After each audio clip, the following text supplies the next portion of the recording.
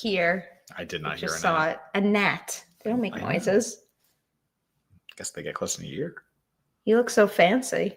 Look, I have real glasses. Love how I'm drinking champagne out of a martini glass. It's the closest thing you can. It's we all can I get to- have. It's all I have.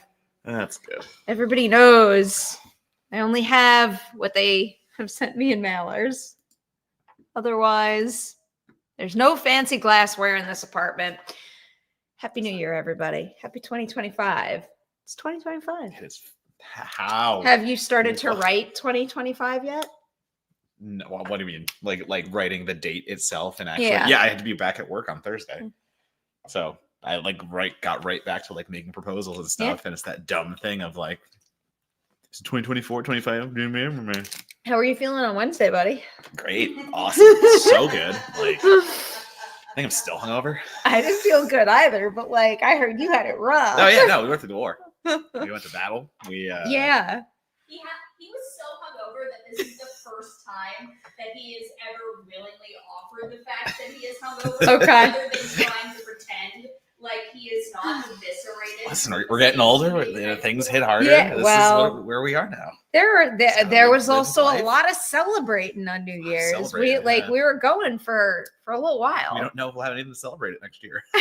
That I think that was the latest I've stayed out since 100%. Comic-Con. 100%. I was very proud. You did get. Everyone did good. I mean, to be completely honest, I didn't even realize what time it was until like 2:30 in the morning. That's what happens. You start playing beer pong with Jeff Landshark. It's true.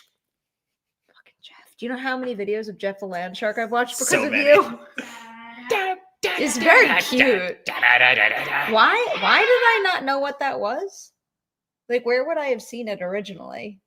I mean, you- Like- Comics mostly. Oh, yeah, okay. but like you wouldn't have Okay. seen anything about it. Like, Yeah, but like, there's never been like enough of a connection to the film world where like someone not would yet. have So, brought it up. actually, the rumor is he's so popular in the video game Marvel Rivals that Marvel has already said they're planning on bringing him into the MCU because everyone's like obsessed with like he's my main in Marvel Like, Rivals. Like, I love this dude. Animated MCU or live action MCU? They said MCU. I do not know what that is. That could be anything there, but like, I'm gonna be so happy if Jeff the Landshark makes it into a movie. If Jeff were in an upcoming live action Marvel movie, that movie would likely be on my most anticipated. He's fucking best. But my list contains many, many other films Ugh. that we have to get to. But before we get to those, we already got super chats to start with. Beginning with Toon Talks. Hi, Perri and Matt. Hope your new year is starting well. The 3 2025 films I'm most hyped for are Mission Impossible, Final Reckoning, Yeah. Mickey 17, and 28 Years Later. Oh, and Companion. I'm excited Shout for out, Companion. shout out to Oh, Companion. shout out. I mean, I was about to say So Companion. two of those are definitely on my list. Let's say I will make no comment yet.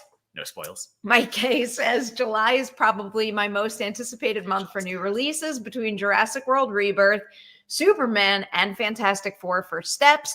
We're going to be eating good this summer. I think we might. At least think one of we those might. is on my list. I'm not ruining my list. We're I'm gonna be just talking not. about it in like how long?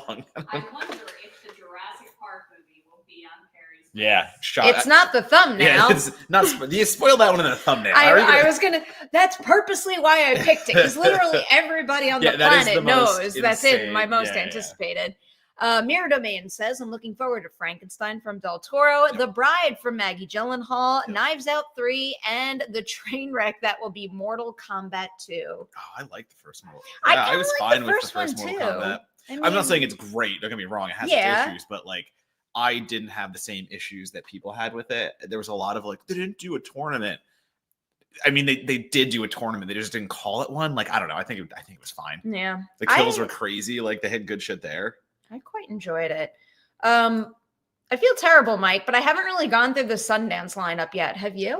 A little for the Midnighters, a little bit, because that's what I'm gonna be covering primarily. I was just looking at What's the Iowa Debris movie? It was Opus? literally- That's yeah, the yeah, one. yeah. That's the one that's probably like taking up the most brain space. Well, it's her and wise Malkovich for me. Yeah. So it's I'm Io. looking forward to that. Io is a young writer who visits the compound of a pop star who disappeared 30 years ago, played by John fucking Malkovich. Yeah. Like I am very into this movie. I like the aggressively. sound of that. So did you ever see Hypochondriac? Did I make you watch that? No. It's very good. It's a movie about like mental health and stuff. Why'd you say did I make you watch it? Because I was making a lot of people watch it because I loved it at like 2 years ago. I thought maybe there was like gross out stuff like that one other. Remember that other movie, Green something, and it's just got like yucky stuff, and I couldn't handle it. Green So like Inferno? you or Christy, not horror. Not horror. I'm gonna look it up. I'll figure it out. But tell everyone about the other movie. Anyway, so the talking movie about. it's the second feature from the director of Hypochondriac, which again I loved Hypochondriac, so I'm absolutely gonna put that out there. Addison Heyman, but What's it called? Touch Me is the movie he has there, and two codependent best friends become addicted to the heroin-like touch of an alien narcissist who may or may not be trying to take over the world. Olivia Taylor-Dudley, Lou Taylor-Pucci. I have like obviously maybe I'll jump on that and I'll finally watch Hypochondriac. So watch Hypochondriac in Addison's first movie and prep for Touch Me. Touch Me you should look out for is all I'm gonna say. I'm excited to see it, but there's a lot of talent involved there that I'm very much excited for. Very cool. It's going on my list. We got another one from Mental Me now. What do you think will win the Oscar for Best Song? I'm looking. Hold on. I want to see what the best predictions are right now. I think my pick would be "Kiss the Sky," the Wild Robot song. That's the one I tend to prefer. No, that's not true. I was about to say. No, I guess it is true. I tend to prefer the song that I like listening to like during the movie, that it amplifies the movie when it plays, but I also like taking it with me, whether it's a song with lyrics or not. But I would like I feel that with like pieces of score too. Yeah, so I'm literally just Variety is the first thing that came up, and I'm just looking up their updated projections. I want either Kiss the Sky or El Mal. So they have El Mal at number 1, 100%. Kiss the Sky is at number 4. They have Kneecap, Sick in the Head at number 5, which I'm very excited for because if Kneecap gets a Best Original Song, even nomination, I'll be pretty stoked that they get nominated. But if they can sneak in there and steal that, I think that would make me the happiest possible in that section. Kneecap's on a couple of BAFTA long lists. I know, so I'm excited. They also have Elton John, Never Too Late's in there, and then the 688, The Journey. I did not watch that. I need I like that one. Feels like it just like came and went, you know? Yeah, 100% it did. But yeah, so I Kiss the Sky. I would be happy if that won. But if Sick in the Head can somehow pull that off, that would be huge. Yeah. All right. Mental Me again. Oh. Did you do this twice? It's too generous. I'll just click on them a bunch of times because we appreciate you. Well, either accident or generosity. Even if it was an accident. Thank you. Thank you for clicking twice. Also, I'm so glad Caleb dropped this in because we have a Patreon fantasy football champion. She demolished it wasn't even close. I had James Conner. I got roped into starting James Conner because they didn't put him on the bench, and the rest of my team underperformed drastically. I think she scored like 180 to my 100. So it was Christy, you, me. Yeah. I played Hoshi, I think. I think so. So Hoshi would be 4. See, this is the type. Yeah, I need to break 100. This is the type of shit that frustrates me, though. I had one bad week. You did in recent weeks, and that put me in the third place playoffs, fight. baby. But meanwhile, my team got, I think, one of the highest totals of the week. Yeah, you would for have the championship. If you would have made it, you would have beat. But that's fantasy football. That's the frustrating part of it. Well, you had one of the biggest scores here. That's what I'm saying. That's so even that week, I did play well. I almost put up 200 points last week, and I put up 95. That's week. wild. That's pretty. Yeah. Anyway, crazy congrats, stuff. Christy. Yeah, congrats. Well deserved.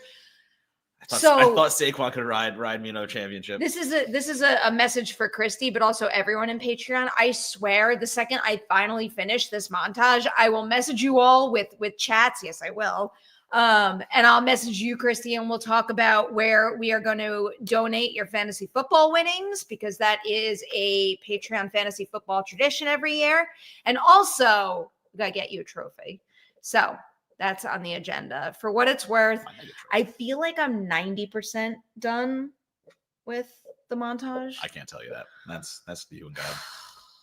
The goal is, I always send you a version before I post it. I know. My goal is to send you a version by tomorrow night. Okay. That's my goal. Okay. And if you don't hear from me by end of day tomorrow, be You're like, dead. Do you keeled over making this work. I don't fucking know. I'll finish it. I swear. Perri, neither one of us will ever text you the words "do." I my know. God. That literally, we are the anti-do work. That's a personal project that I love, though. I'm just struggling with a part of it.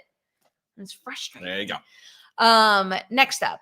Hi, Perri. Such a huge fan. It's amazing to see the support you're showing for Fernanda Torres. Would you like to come to Brazil? Yeah, I'd like to come to Brazil. I got a comment. Who wants to bring me to Brazil? I got a comment. Yeah, they have CCXP. Steve always goes. I won't go. Fight him for it. I won't go. Fight him for it. When I posted that little Instagram question, there were a bunch of people who were like, "You gonna come back to MegaCon?" I'm like, "Yeah, I'd love to come back to MegaCon if they'd have me." That's the key. That's the key. I would travel nonstop if I could. Shrug. Wiley now says, any actors you're excited for in 2025? Mine are Kaylee Spaney, Jennifer Lawrence, Chalamet, Freddie Prinze Jr., and also Final Destination hype. I'm excited for everyone I don't know yet. That's a dumb answer, but like for movies, I know it's coming out, so I can like predict that, but yeah, no, I'm gonna stick with that. Like literally, it's what you say about film festivals, and like my favorite movie from a fest is always the one I never expected it to be. I think actors specifically, like, you know, I'm excited to see who breaks out next year. Like who's gonna have a Glenn Powell-esque year or something like that. I think I'd probably have to say the same, because like when I think about the actors that I'm most excited about from this year, it's like, you know, a bunch of the ones that were nominated for like the breakthrough actor awards at CCAs and stuff like that. Like Jurassic Park is loaded with A-list. Like we all know like the big movies coming out. I am excited for Jonathan Bailey to have a 1-2 punch. That is fair. That I do like. Maybe I'll name some more as we go through my list. But yeah, like as I actually call movies out, I'm sure I'll be like, oh yeah, this person. So you ready to do it? We each listed 10, just like we did at for our top 10 of the year, and we'll just go back and forth. I mean, mine kind of is in an order, so I guess okay, go with an order then.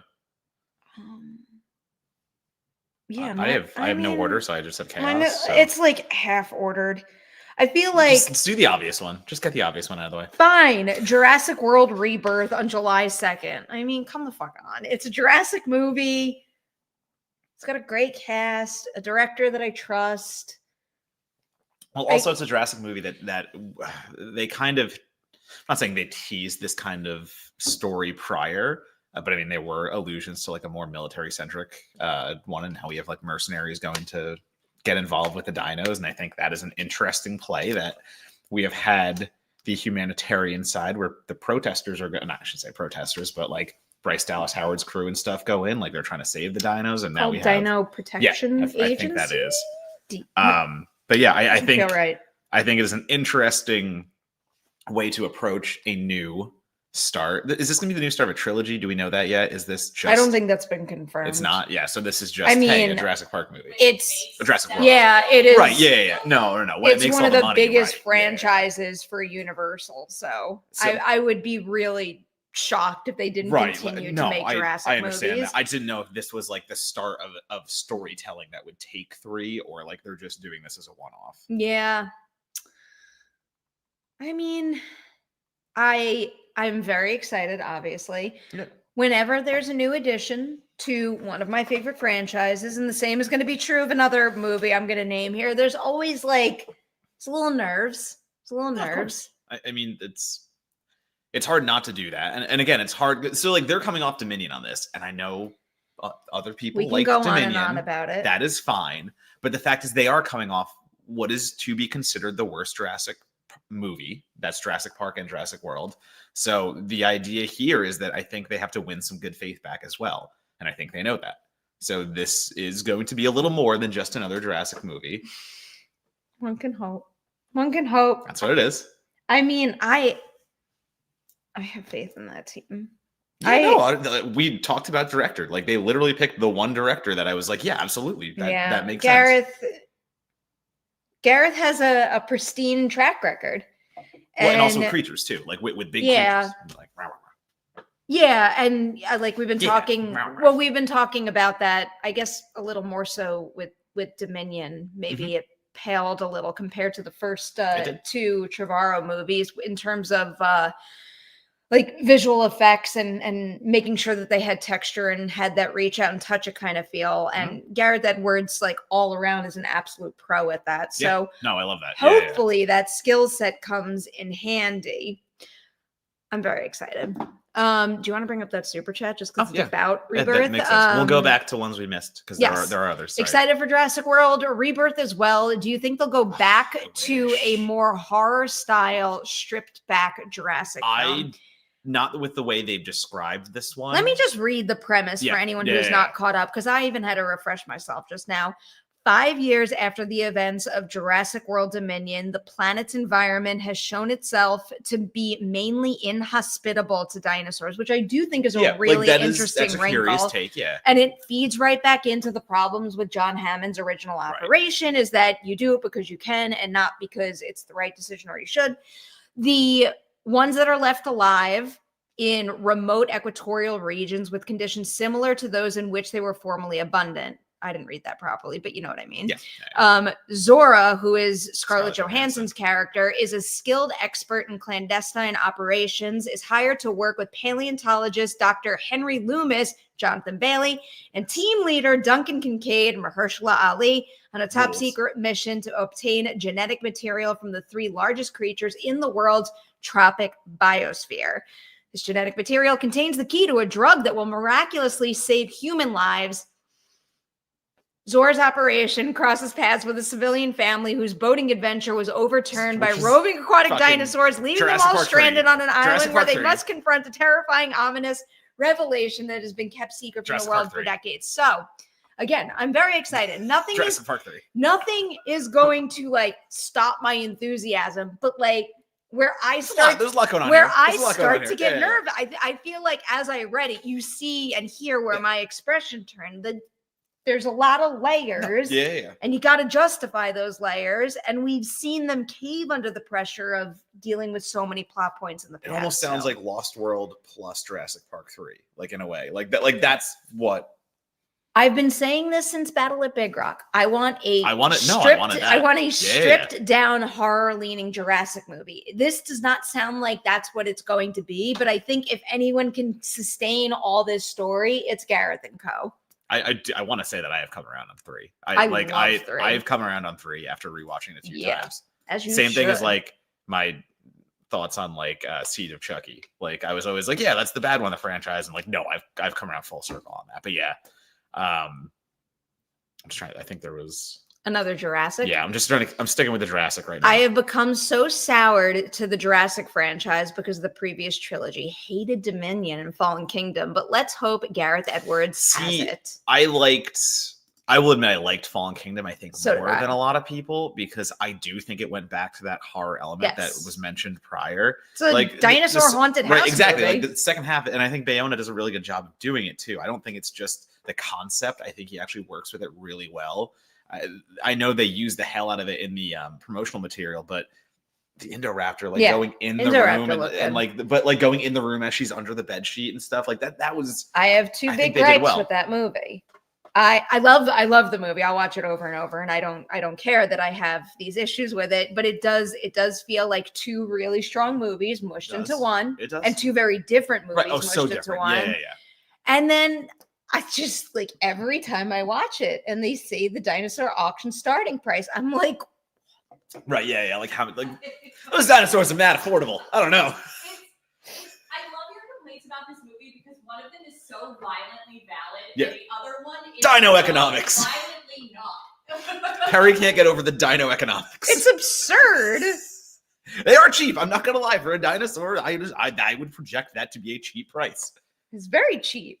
But yeah, like I mean, I am with I'm sorry I lost the comment prior, but I'm with the person who wants to get back to the more horror focused. Yeah. Jurassic. I mean, like the first one alone, like it's touching on horror, but it's still it's more adventure. It's a monster movie. It is. That like, opening sequence is scary. The Dilophosaurus scared Yeah. me. The T-Rex outbreak scared me. The kitchen scene scared but like me. I just want I do want like a faithful in quotes obviously, but like a direct one-to-one from Crichton's books, because those are terrifying. Like the way Well, that's Crichton like- writes those books are fucking then you're horrifying. remaking because it's so different. Well, I think I don't know. Like I want that vibe, and I'm not saying I want to go back and redo Jurassic Park, but like I want I want that. I want the ferociousness. I want everything pulling through that like Crichton was writing about. Fell out of my chair. No remake ever. No, yeah, it's perfect. All right, what's yours? Or is Jurassic on your list? I mean, it's on my list, but like I'm not even gonna like. We're just gonna gloss over All that right, one. you say say one that you think is on my list, and we'll try to match at the beginning. Oh no, I was actually gonna get one out of my way that I saw already. Like okay. I'm gonna cheat and use a movie I saw that's coming out this year, because like. Don't say that. Why? I don't think you should say that. Wait, I saw it at a festival. What do you mean? Oh, never mind. I thought you were talking about something else. I'm not like, dumb enough to do that. No. I'm talking about a movie we saw at South by. Yeah, no, because I know it's coming out this year. I know what you're talking about. Okay. Yeah, I'm not about to like completely destroy my career on your live stream. Don't worry. I'm not. No, it's the freshest 2025 movie on my mind. I am going to throw out a movie called My Best Friend Zoe. Yes. And it was supposed to come out in November, and they pushed it back. I don't know why they pushed it back. They had it slotted, but they pushed it back until now. It's gonna be one of my favorite movies of 2025. I can say confidently, because like it still would have been in my top 5 this year if it had still come out. And if you're gonna top that next year, God bless. It's pretty simple. A woman comes home from war and she is going through the throes of PTSD. And one of the ways that she's dealing with that is by seeing the ghost of her dead friend from the military. And God damn it, it is so good. It is just so emotional. Like the way that it's written and directed by a ex-military person. So like it's coming from a place of actual experience and knowledge of the topic. And he uses a lot of people who have come out of the military. So like you'll go through support group scenes, and those are all real ex-military vets who are like talking about their real experiences. It's one of those like Sing Sing scenarios where it's not making this up. Like this is really about the people doing it. And yeah, I'm trying to go back. Like I gave it my reviews on Collider. I gave it like a 9 out of 10. It's really hard to do that, but I at a South by especially. But if I reviewed it, I would have given it a similar score. Yeah, but I didn't include any movies that I've seen, which is the only reason why I'm not naming it. But I absolutely loved it, and it definitely would have been in contention for a favorite of 2024 had it come out. I'm a little mad that it's releasing so early, because I don't think it holds through and it'll ever be in awards contention. But I think Sonequa Martin Green is so good. It's just like good. It's what again would have been one of my favorite performances last year. I'm sure it'll be one of my favorite for next year. I'm curious about that release strategy. I really did wish they held it. I don't think this is one that holds over, but Natalie Morales plays the ghost, let's say, or the whatever you want to say. Is hallucination probably a better word for that. And yeah, Ed Harris just playing another vet in a different part of life, and you get a really good back and forth between Sonequa Martin Green and Ed Harris doing like they're both ex-military, and the way they try to connect over what they're going through, but how they can't, because Ed Harris' character's from a different generation and they do things differently. Anyway, fucking beautiful movie. It's so good. Yeah, so good. I second that. Make sure when it comes out in February, end of February 25. Please run and see that ASAP. All right, for my next movie, now that we're just knocking out my most obvious ones, so this would actually be my single most anticipated movie of 2025 over even Jurassic World Rebirth. It's Final Destination 6. First, the reason why it ranks above Jurassic is higher on my favorite franchise list, but it's like Jurassic, Scream, Final Destination. And I haven't had a new Final Destination movie since 2011. And we're getting one from filmmakers that I love and I trust. And I am a very, very big believer. I know sometimes we get franchise fatigue, and there's points when like you've just like run the story dry and things should come to an end. With Final Destination, I am a very big believer that concept has endless potential. Oh, it does. Because it actually does. Yeah. I agree with you on that one. I think they could really make the most of that. Other than Breck, I'm not super familiar with a lot of the ensembles. So this is one of those movies that I'm really looking at to see like actors who really excite me in 2025 that I don't know very well. So I'm very much looking forward to that. I'm curious to learn a little more about the subtitle Bloodlines and why they chose that. That makes me a little nervous. Like, are we going to connect things? You know what? Are we going to connect characters? Are we going to like what Bloodlines can mean things? Totally understand why that would make you nervous. Part of the reason why it doesn't make me nervous, and like the movie is over a decade old. I'm going to say there's a big twist at the end of 5. You're allowed to. And we passed the decade. I think that we're good. I think that's like one of the most brilliant like storytelling connections between installments of a franchise I have ever seen. I thought that was epically done. I couldn't believe how fooled I was when it gets to the end and I'm like, oh, this takes place in like that year. And then I watch it again. I'm like, that's why you're all dressed that way. I agree with you on that 100%. It's a really good way to end that one. But do check out Zach Lipovsky and Adam B. Stein's last movie, Freaks, which I'm trying to figure it out. I think it's still on Netflix. I don't think it is. That was one of those ones that I watched on Netflix and then they yanked it off. No, streaming. Netflix. Oh, it is? Okay. Yeah. Right. You could stream it on Netflix. You could stream it apparently on Roku channel, rent or buy on Prime Video. But it's a really good, like smartly crafted economical film that makes me think that they will be able to make the most of whatever resources to, make a really big, bloody, gruesome Final Destination movie. I agree with that, yeah. Especially because I've seen I won't even say it. Freaks is I was very happy to see them do something I liked in Freaks is the way I will put it.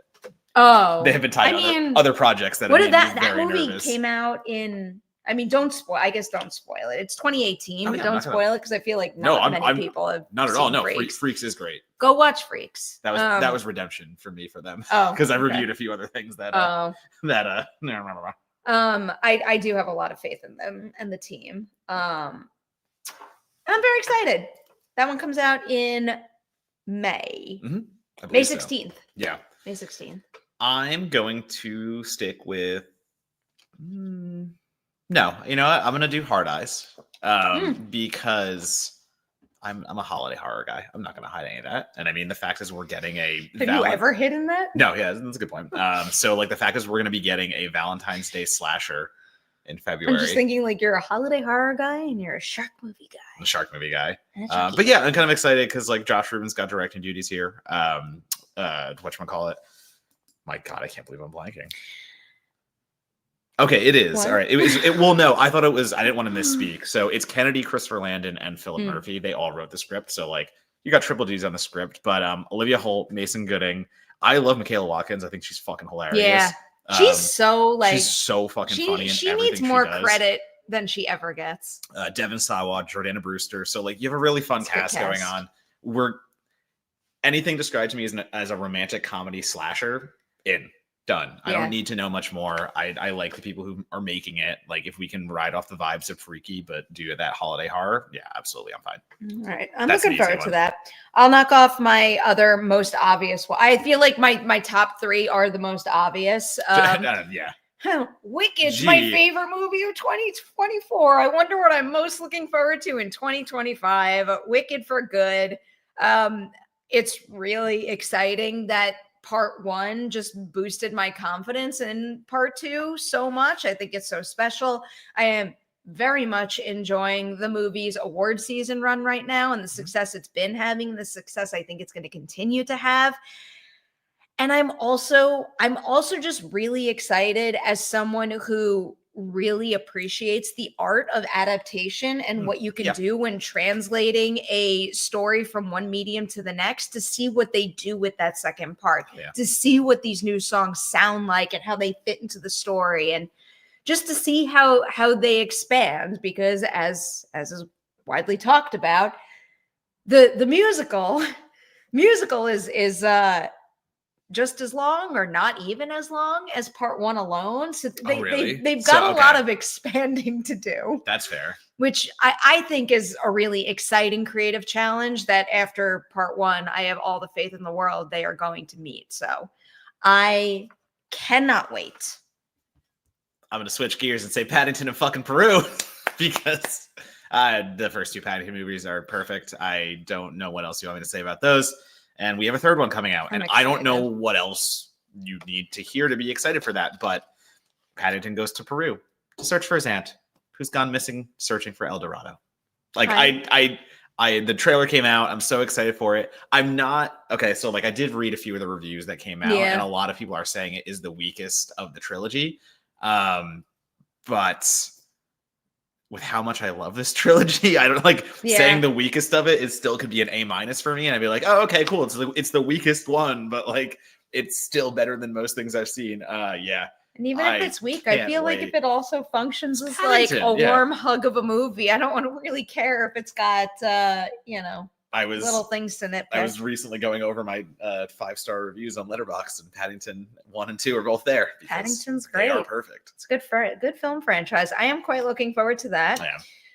I am. I'll just start going down my list now, I guess. Fucking Happy Gilmore too. I'm excited. Listen. That first movie. I have to say, Happy Gilmore and Billy Madison heavily shaped my love of comedy as a kid. I must have watched those 2 movies like hundreds of times. And I grew up playing golf, and golf was something that always really stressed me. And I like to be really good at everything. And golf is like a challenging sport to begin with. So as someone who puts lots of pressure on herself playing a challenging sport, it was very easy for golf to become like a little bit of a stressful negative thing. And I really do feel like having Happy Gilmore in my mind and that kind of comedy and those jokes just, I don't know, the pairing made it a positive game that now I still love and still play. And I cannot wait to see Adam Sandler return to that form of comedy because, the more recent stuff like the Grown-Ups and Jack and Jill's of the world, like that was never really my vibe. I'm much more like a Billy Madison, Happy Gilmore. I mean, even Little Nicky, like Waterboy, like I liked that era. I liked that era. You don't miss the Zohan? It's not that bad. All right, fair. There's some funny stuff in there. I think that's where I fell off. Yeah, that is. I like Big Daddy, but like Big Daddy isn't. Big Daddy isn't like quite the same style of comedy as like a Billy Madison and Happy Gilmore. Billy Madison's one of my favorite movies of like all time. I think one of my favorite of those would be that's tough. Like Billy Madison's in my top 10 of all time. Can I tell you my worst Adam Sandler take? What?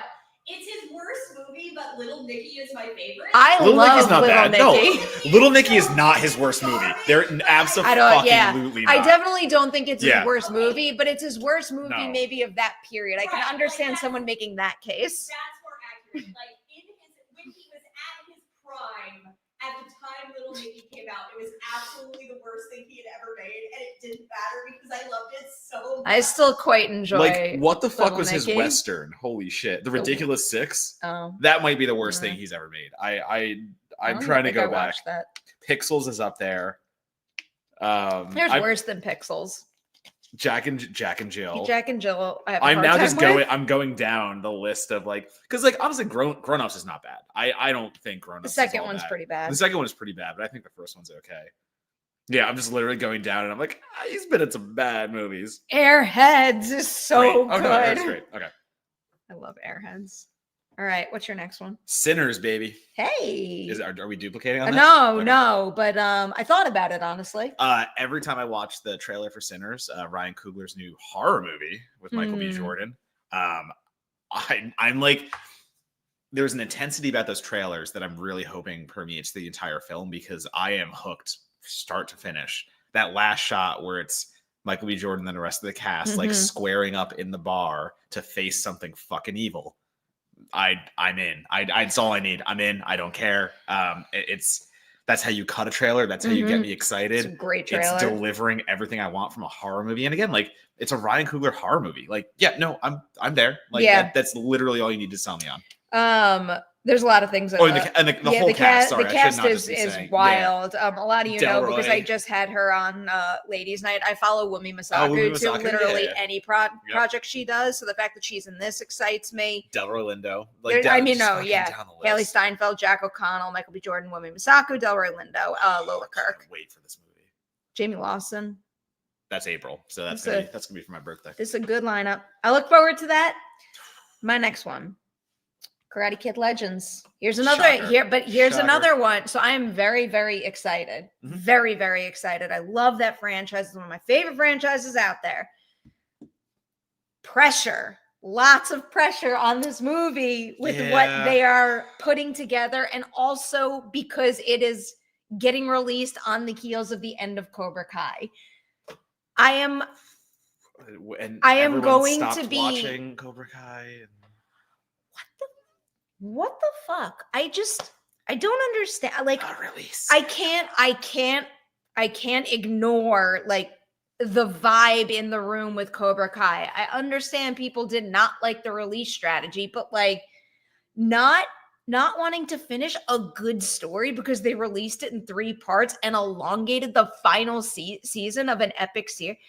And like I've said this before, people are fickle, which is so strange. I fall on the opposite. Right. I would much rather not have the show end in a flash, and I would like to continue the conversation, especially because, you know, based on the 2 chapters, presumably we will get 3 that have a lot that's right. worth discussing. I would have been upset if 15 episodes came and went in a flash. Anyway, the main thing with this movie that I'm most concerned about is that it doesn't just it finds a way to honor and respect Cobra Kai, like address it. You can't right. just, is it just the movie? I don't want it to just ignore it, but I want it to like respect the weight that Cobra Kai brought to that franchise instead of just glossing over with the returning cast and whatever we're seeing here. Yeah, that's 100% correct. I have to imagine the popularity of that series will make it a priority, but I don't know. Little nervous I would be nervous about that too. I don't know if it actually will. It feels self-contained in Netflix, and it still feels self-contained over there. But it's not. Ralph Macchio is in both. I know he's in both. Therefore, I agree. I'm not arguing. Not self-contained. That's fair. Not self-contained. Okay. I have lots more that I'm eager to say when I can. Oh, okay. What is your next movie? 28 years later. What's that? No clue. Only the return of fucking Garland and Boyle to the franchise. And franchise, I mean, it's the 3rd film. It's the trilogy there. But 28 Days Later for me is up there with, I just rewatched it this Halloween with Monagle and his wife. I need a rewatch. I didn't put it on my list. And I specifically didn't put it on my list because I haven't rewatched it in too long. I can't deny 28 Days is so goddamn good. So just the idea alone of Danny Boyle and Garland teaming back up for this. That's right. Giancarlo Esposito. No, Juan Carlos. Oh, Juan Carlo. Fresnadillo. I don't know. You said Giancarlo. Juan Carlos Fresnadillo did the sequel 28 Weeks Later, which I do like. I don't think it's a bad movie by any stretch, but like it felt like a continuation without the same creators, and that I think is what people remember later than that, obviously, because like that's the last thing we left off on. So I'm hoping this is Boyle and Garland coming back in here and putting the stamp on this franchise themselves and keeping it going in a way that I hope they do. If you give me more 28 Days Later, that's all I care about. I'm looking forward. I definitely need a rewatch to like really, amp up the hype, but I'm excited. I'll stick with horror franchises. I'm going to say I Know What You Did Last Summer. I need that movie. Part of the reason why I have a lot of faith in the movie is the folks involved behind the scenes, specifically the director, Jennifer Caden Robinson, who did Do Revenge. And then also we have one of the writers on the movie, Leah McKendrick, who had a great movie come out last year called Scrambled that she directed and starred in. And I trust them. Like, and I feel like they know what that franchise means to fans, and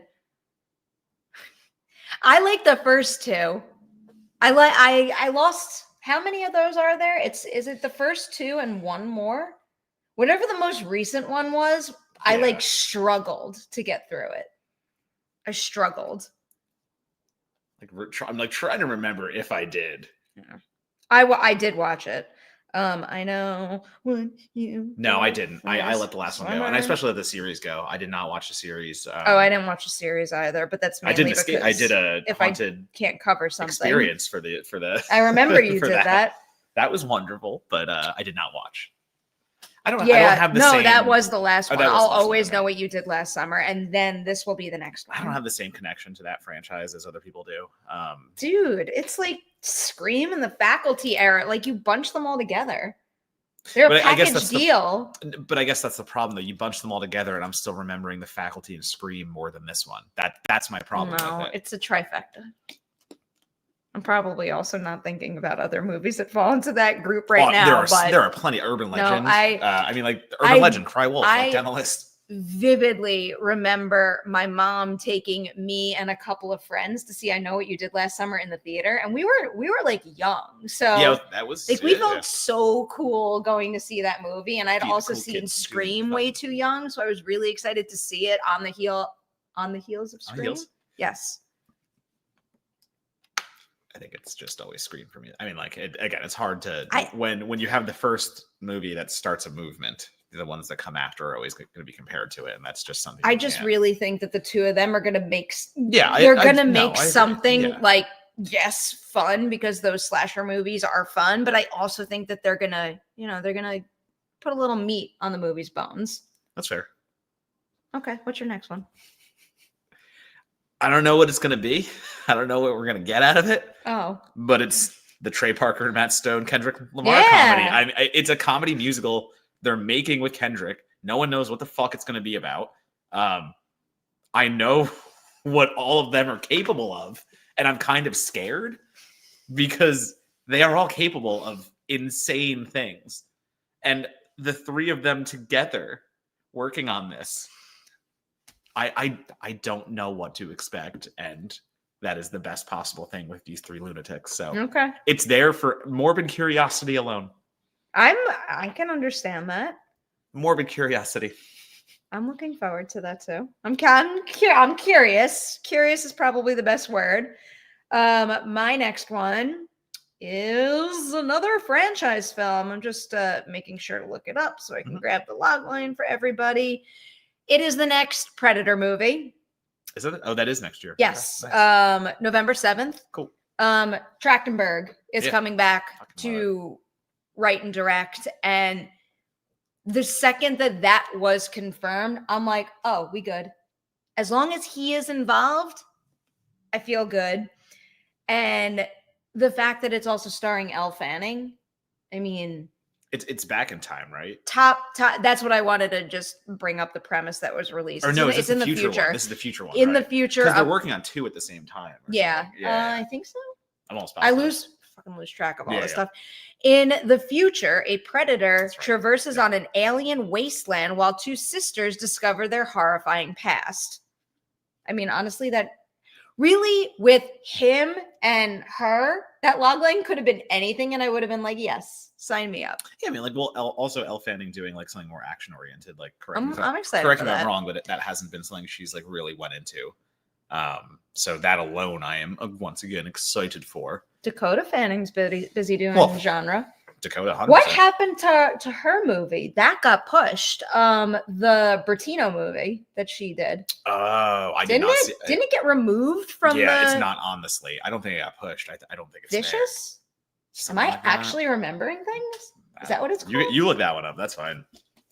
I don't know. Maybe it's another word, and I just made all that up. But I'm pretty sure that did get removed from the calendar. Yeah, I didn't see it on anyone's. I was very unhappy because when she was promoting, it's Vicious. When she was promoting The Watchers, I asked her about that. Right. And like I'm paraphrasing here, but part of the way she described it is like, whereas The Watchers kind of like leans a little fantasy and it has a bit of a slow burn feel. She described this as being like full blown horror. And I was really looking forward to it, but I don't know. I didn't see it on any release list, so I don't know. I'm pretty sure it was just removed, but I'm actually gonna make sure to look that up now because I don't want to give anyone wrong information. While I do that, why don't you give your next one? Yeah, I mean, it's gonna be Maggie Gyllenhaal's The Bride. Yeah, I'm excited for that. Fucking like, you're gonna tell me she's directing a punk musical reimagining of The Bride and Frankenstein, and we get Christian Bale as the stitched up and apparently inked up monster. I also love Jessie Buckley. Holy shit. Jessie Buckley can do no wrong. Fucking amazing. And I especially got my Wild Rose record hanging in the apartment. That's the thing. If you're talking about a punk musical version of Bride and you're putting Jessie Buckley, who did Wild Rose and is so good in Wild Rose, like, so I already know that like you're really taking care and casting someone who can work around musicals. Whew.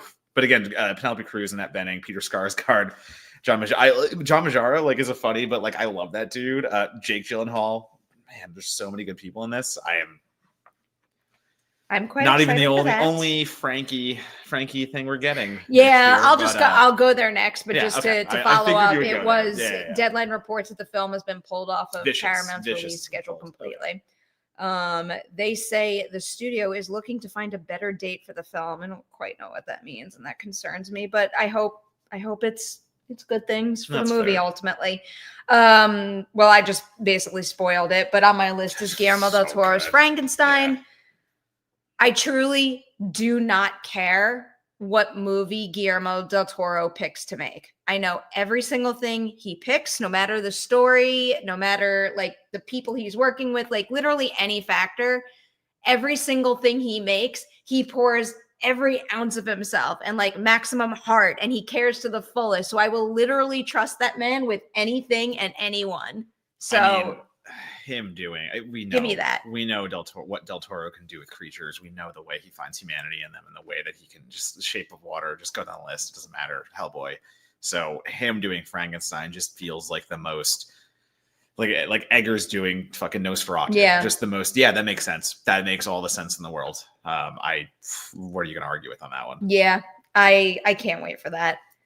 Did somebody? I just saw someone in the comments say that The Running Man moved. Isn't it late in the year? November 21st is what I saw, but somebody just said moved, and I just want to make sure it didn't.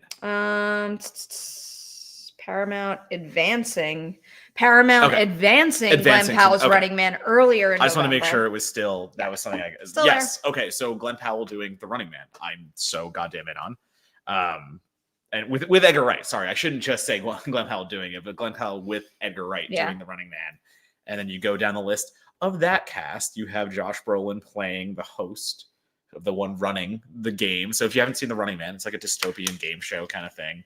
Go back and watch the original because it's messed up in a dystopian way and kind of fun too. It's one of those great like 80s, 90s actioners. But yeah, Brolin is the host. But then you have like Michael Cera, William H. Macy, Katie O'Brien, Shaw Hayes, Lee Pace. Like it's an eclectic cast to me where they're like plucking and putting like I assume the right people in the right roles. But I love a remake. I think despite movies like Total Recall that absolutely bombed as a remake, and RoboCop, like love you Kinnaman, but RoboCop. Yeah, like Total Recall is a dud. RoboCop did not work. I'm hoping that someone like Edgar Wright can do right. Yes. With a movie like The Running Man. I feel good about that movie's chances. I still got a bunch to get. Not really. I'll do this one next.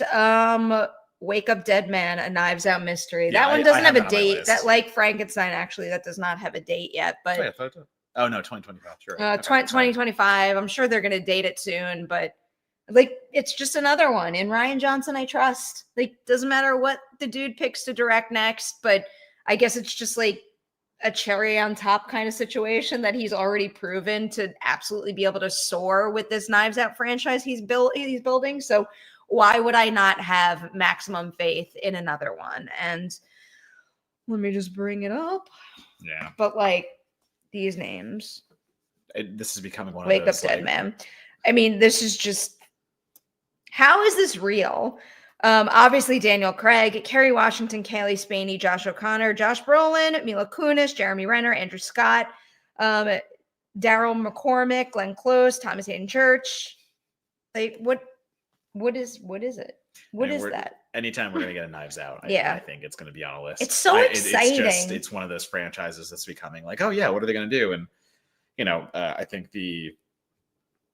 I was almost gonna compare it to like Murder on the Orient, Death on the Nile. It's better than those movies, I'll admit, because I think Death on the Nile was not good. No. Murder in the Orient is fine. I never saw the third one. Oh, see, Haunting in Venice. Haunting in Venice. I was my so favorite excited for that too. So Haunting in Venice was my favorite of those three of the Kenneth Branagh adaptations. But those casts every time have been absolutely knockout. Yeah. So I think it's the same thing where you're just, I'm going to show up for one of those movies if they keep making them. But they're also both such good mysteries. I feel like it is really difficult to be like, the first Knives Out had like a real, like, how are you going to make one like so like fun to follow and enthralling and keeps you on your toe? And then he did it with Glass Onion. So I got all the faith in the world that he's going to do it a third time. Yeah. So I will keep things going. This is one I can't really say much about, but we're getting a Paul Thomas Anderson movie in August. Mm-hmm. No one really knows. There's no title. That there were like teases of a title, but no one's confirmed anything. There are no story details out there. All we know is that we have the likes of Benicio del Toro, Sean Penn, Regina Hall down again. Just go right down it. And I really liked Inherent Vice. And my hot take is like that is one of my favorite movies of his. Yeah, 100%. I know, that's fine with that. But I was in a bad mood when I saw it. But so one of the thoughts is that he's doing another Pinchot novel with a more original idea. So he's like kind of adapting but not adapting. He's going to do his own thing with inspiration. So I'm really into that. But yeah, I remember me and Loop were like when the only two people we walked out of it, like that was amazing, and we looked at everyone and were like that was terrible, and I was like, oh no. I just vividly remember I went to the New York Film Festival premiere press screening. Ooh, okay. And New York Film Festival had done this a couple of times, but I vividly remember it was on Yom Kippur, so I hadn't eaten. It was also raining. And I remember getting to the theater like early because you have to get there early for a good seat, especially for a long movie like that. And they wouldn't let us in the theater and we had to stand outside in the rain. So I was like hungry and soaking wet watching this really long movie that like admittedly, even if I was like in better condition, I don't think you wouldn't like I've watched it again since. It's just like it's not for me. So for me, but the combination of those three things just like really made that a hard watch for me. No, I know that's a very hot take that is not shared by many. That I think it actually might be my favorite PTA. But all right, I respect it. I only have one more. How many do you have? I can be done after this. Oh, okay. I think these were 10. We said 10. I think. My last one is Avatar: Fire and Ash. So. It's gonna look cool. It's gonna look cool as hell. You could go back and see all this on Movie Talk. I spent so many years being like, who's gonna care about Avatar? I don't care about Avatar. Then in that voice? Yeah, no. I mean, I probably whined about it. Avatar: The Way of Water, when that movie came out, I went back and I rewatched the first Avatar and I was a little more dazzled by it than I remember being. Okay. And then I went right into watching the new one. I'm like, fuck, this is like, it's movie magic. And it's game-changing movie magic. It's too painful. Listen, the coolest thing about the Avatar franchise for me is the theme park. It's cool. It is cool. The going to Disney was amazing, and standing in it was great. Well, I have no desire to rewatch. Leaning into that a hair, I find these movies incredibly immersive. I've grown quite attached to those characters. I like this world and exploring it, and the fact that he is going to lean into a different tribe and their way of living signals to me that these technical achievements are only going to continue, and I can't wait to see what he does in that realm next. Yeah. Somebody could have a gun to you and Matt's heads, and I would not be able to name a single character from that franchise. We'd be dead. You'd be dead. We'd be dead. All right, well, now everyone knows we have so many super chats on that note. No, we're good for, we got everything up to Wiley. We got everything up to Wiley. But then we started to jump around. So this is the first one. Pick that so one. I think that's the next one. Hyped for lots of random picks. Friendship, Opus. I love boosters. If the year goes right, we're going to have 4 Charlie XCX movies. Love you, Perri and Matt. That's Really? amazing. I haven't looked to see what she's starring in, but like that's actually so funny if everything gets picked up and Okay. released. I'll take that. I'll take that. Thank you for your super chat, Ace. So we did this Jurassic Yes, we did. Rebirth one. We did this We did that one, Jurassic so one. So then- now we're up to Mirror Domain. Honestly, I thought about this one. Liam Neeson in the Naked Gun reboot, August 1. Listen, oh, yeah. I know Liam Neeson's a doink, but he is the correct choice to fill in for Leslie Nielsen. Is he a doink? He said some dumb shit. Oh. Yeah, he said some real Really? dumb shit. Yeah, When? Yeah. That's... recently. Oh, motherfucker. Don't get old. All right. Oh, Jurassic. Oh, we missed it. Yay. Wish the Jurassic World franchise would go the Planet of the Apes route, having humans Die die. off and dead. I- Imagine just a no dialogue movie of the dinosaurs.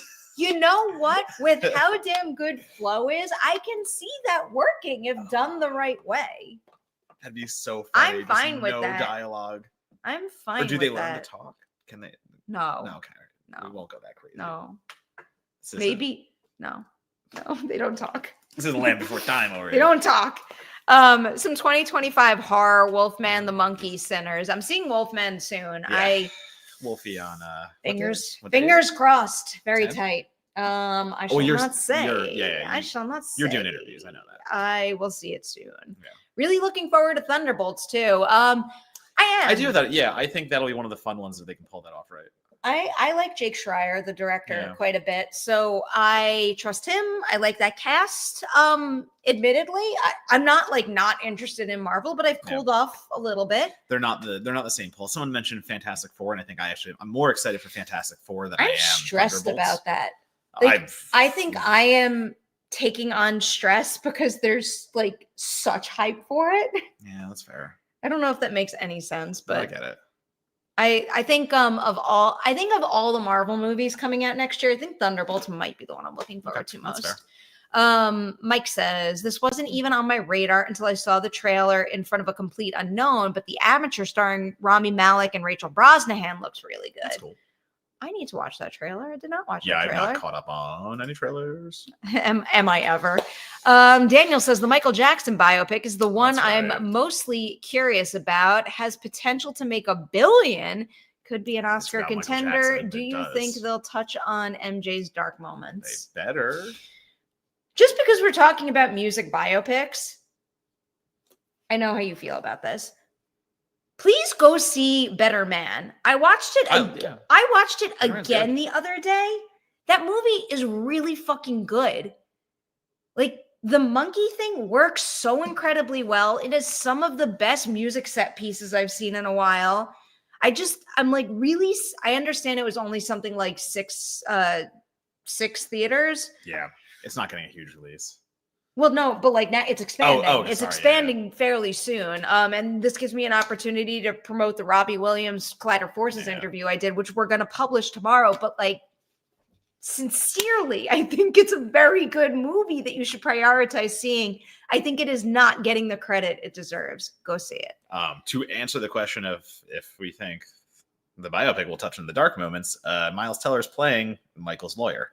So I assume we're going to dive into that. Coleman Domingo as the Jackson Page. God damn it. This is such a good fucking cast. Yeah. And Antoine Fuqua behind it. But Curious.